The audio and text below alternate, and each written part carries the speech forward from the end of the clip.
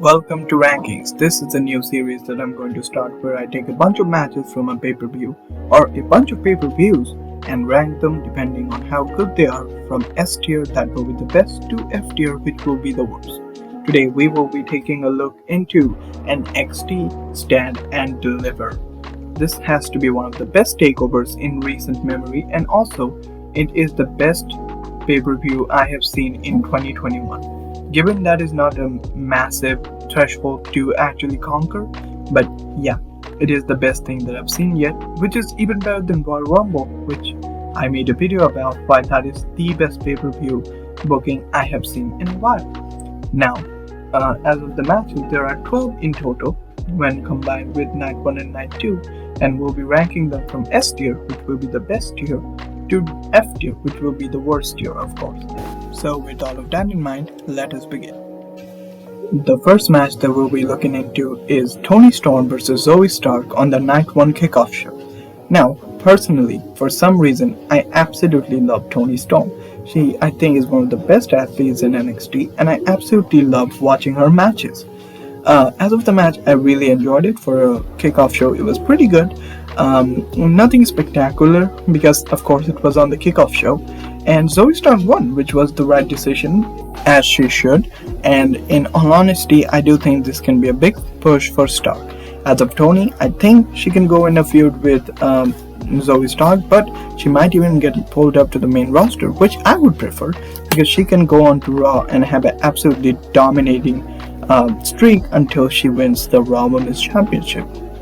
So as of the match, I'm going to give it a B tier because it was a great match, but nothing spectacular compared to a lot of the rest of the matches tonight. Next up, one of my personal favorite matches from the entire two nights, Pete Dunne vs Kushida. This match was made around who is the better technical wrestler, and you went in thinking they're going to give us a great technical match, and you came out thinking, yeah, that was an amazing technical match. There was so much incredibly creative offense created in this match that it started in TakeOver, but you were thinking, how the hell are they actually going to manage to topple that? Because that was genuinely beautiful. I would have had Kushida win because Kushida, I think, has been one of the most underutilized talents in NXT history, which is weird because NXT usually uses people to their potential. But I do think that, yeah, that was a beautiful match. The first 8-tier match of the night. Absolutely wonderful. Would definitely recommend watching. The gauntlet match for the number 1 contendership for Johnny Gargano's NXT North American Championship was next, and it was a great match actually. I did not think it would be as good as it was, but it was very chaotic to say the least. That's what happens when you throw in 6 people and tell them to have fun.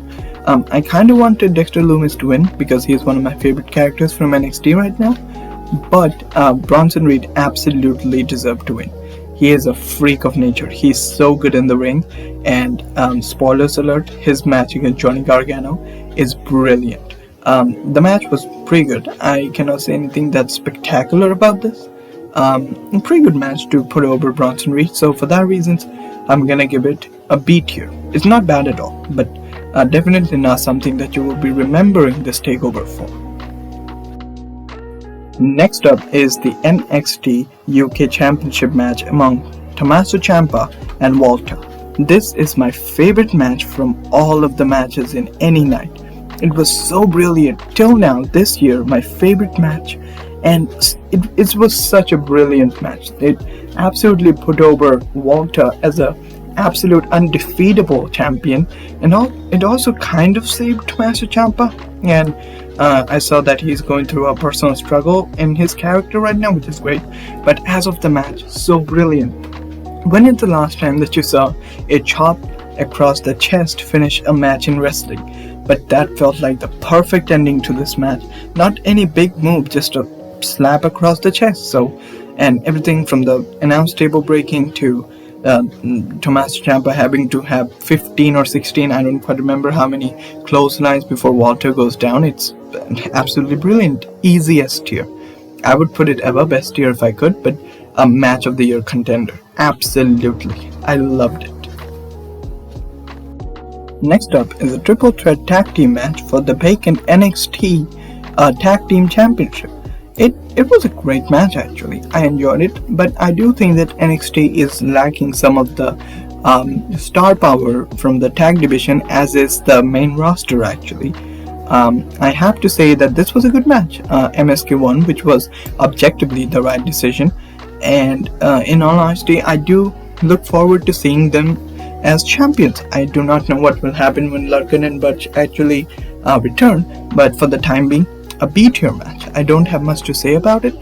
Spots after spots after spots, but great match. I enjoyed it. Yeah, B-tier.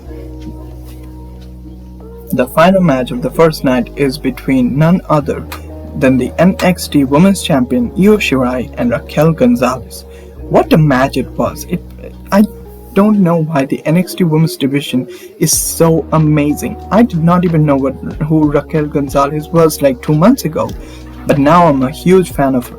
I do think NXT has done a great job in building her up as a credible champion. She can be a brilliant champion, but also I'm kind of sad Io Shirai's reign ended.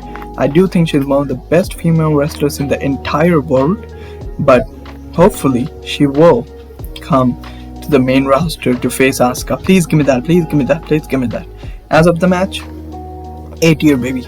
It could have been S tier, but I don't think it had something that you remember this takeover for. So for that reason, I'm going to give it an A tier, but a very high A tier.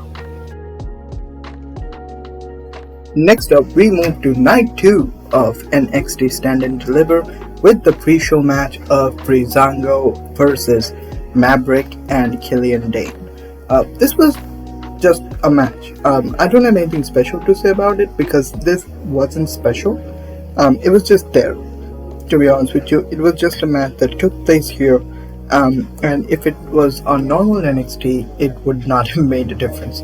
It's apparently for a future shot at the NXT Tag Championships, so that added some stipulation to the match, but as of the match, it was decent. Nothing that is at par with every other match tonight, so for that reason, the first match that goes into the C tier. Not a bad match, just not great as well, so C tier. The first match of the proper show was Santos Escobar versus Devlin for the NXT Cruiserweight Championship Unification match. One thing that you should know about me is that I absolutely love ladder matches, and this one was bonkers. Both of them are heel, but in the end, it really put me behind Jordan Devlin. And to be absolutely honest with you, I did love this match. This was one of the best matches in my opinion of the entire pay-per-view, and definitely the best ladder match of that I can remember from NXT in a long time. For all of those reasons, I have to give this an A tier, a high A tier. Could have been S tier if there was a bigger spot here and there, but for the time being, an absolute A tier. The NXT Women's Tag Championship is next, and this match also felt like a match that was just there for the sake of being there. This did not really have that good of a build, and I don't know why they have their own tag titles. I really think they should just have the main tag titles that is on the Raw and SmackDown brand, but in all honesty, this was a match. I did not like it as much. I do think that the champs should have lost the titles because Lorray and the other one was a better tag team. They're one of the only actual tag teams in the female division, so a C tier. Nothing special. Actually kind of disappointed in this match, but not bad, so C tier. But next up, we have one of the better matches, and honestly one of the best matches of the two nights. Bronson Reed versus NXT North American Champion Johnny Gargano for the NXT North American Championship. This was not a match that should have delivered as well as it did. Johnny TakeOver, obviously he was going to put on a spectacle, but I did not think it would be this good of a match.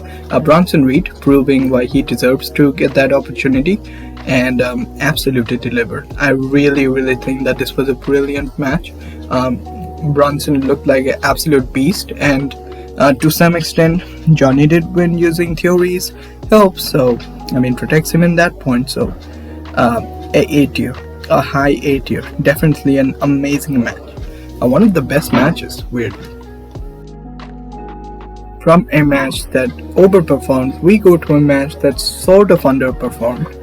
The NXT Championship match between Finn Balor and Karrion Kross.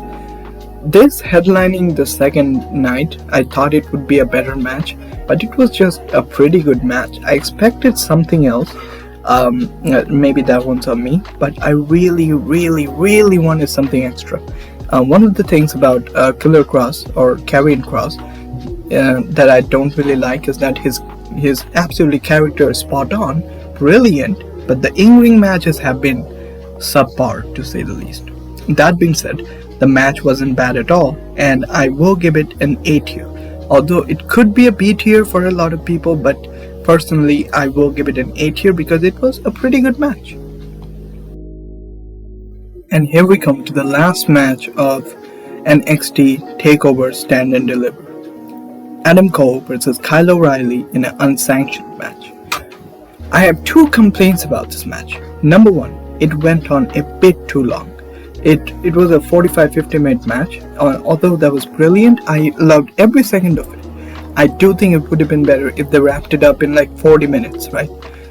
It would have been absolutely perfect in that case. And number two, randomly at one point of the match, the referee decided to start telling Adam Cole to stop, which is not his job because this is an unsanctioned match. So that really annoyed me. Other than that, great match, absolutely brilliant match. I'm gonna give it an A tier. Okay, if it wasn't for the referee, it would have been an S tier, but an A tier to what actually is a match of the year contender. If not for the referee, then this would have been an S tier, but the referee pissed me off so much that this is becoming an A tier.